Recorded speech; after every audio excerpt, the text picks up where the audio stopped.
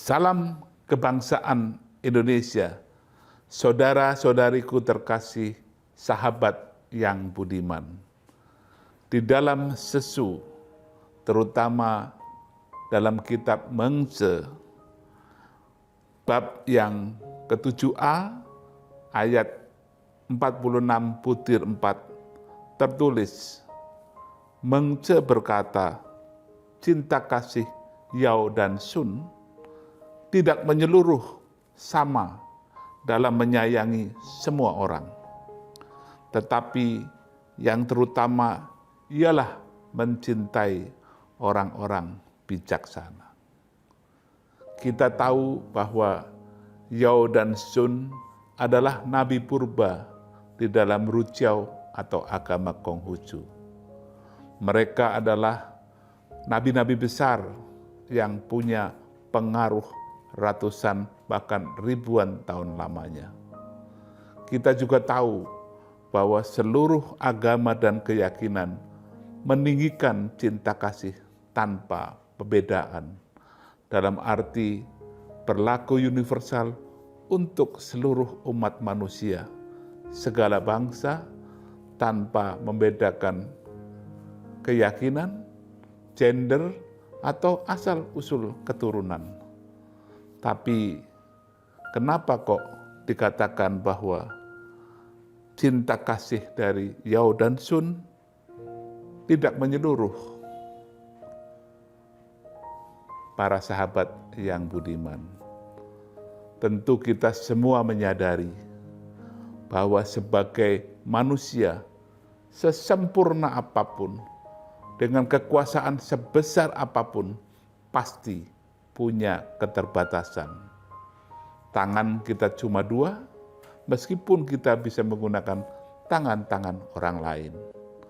Mata kita cuma dua juga, meskipun kita bisa menggunakan mata para staf, anak buah, atau siapapun untuk melihat keadaan secara lebih luas.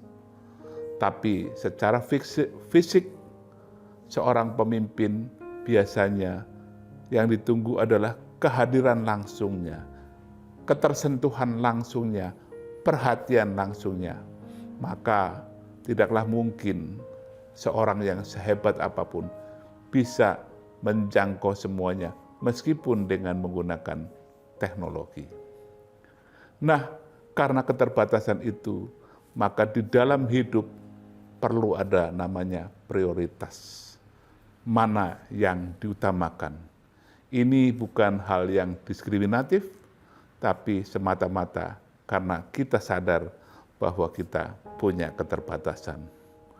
Dan keterbatasan itu harus benar-benar dimanfaatkan untuk sesuatu yang menjadi prioritas, menjadi pertimbangan yang penting. Kenapa Yao dan Sun lebih memprioritaskan perhatian pada orang-orang bijaksana?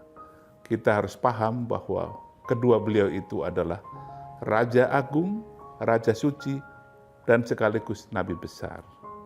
Maka kalau perhatian dia meleset bukan pada orang-orang yang bisa dijadikan contoh, maka nilai dari kebaikan itu kurang dihargai. Dengan memberi perhatian penuh kepada para agung bijaksana, maka orang agung bijaksana itu akan bisa menjadi teladan bagi seluruh rakyat, seluruh umat manusia, bahwa merekalah yang perlu menjadi role model, menjadi contoh bagi kita semua. Dan secara tidak langsung, kita semua ikut dipacu untuk menjadi arif bijaksana. Dengan demikian, maka nilai kearifan, nilai kebajikan, nilai kebijaksanaan mendapat nilai yang tinggi karena mendapat apresiasi. Namun kalau perhatian kita tidak pada sesuatu yang dianggap bernilai dan bisa dijadikan contoh bagi orang-orang sekitarnya, maka nilai kearifan kebijaksanaan itu menjadi kurang dihargai. Sementara orang-orang biasa tentu tetap mempunyai kewajiban untuk memberikan perhatian kasih sayang kepada semuanya dimulai dari yang terjangkau.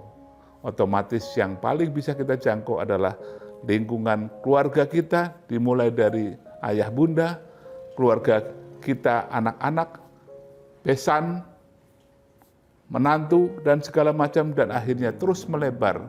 Karena tidak mungkin kita bisa membahagiakan orang sedunia kalau kita tidak bisa membahagiakan orang-orang yang terdekat. Tapi tentunya mempunyai kriteria dan pertimbangan yang tulus dan tidak diskriminatif. Semoga dengan kita memberikan perhatian pada orang-orang yang patut dihargai, dengan segala keterbatasan, kita bisa memberikan satu kontribusi untuk mendorong kita semua belajar semakin arif, semakin bijaksana setiap hari. Mari kita ikuti teladan Yao dan Sun yang dipaparkan atau diceritakan oleh Mengce di dalam tulisannya di kitab suci Mengce yang merupakan bagian dari Sesu.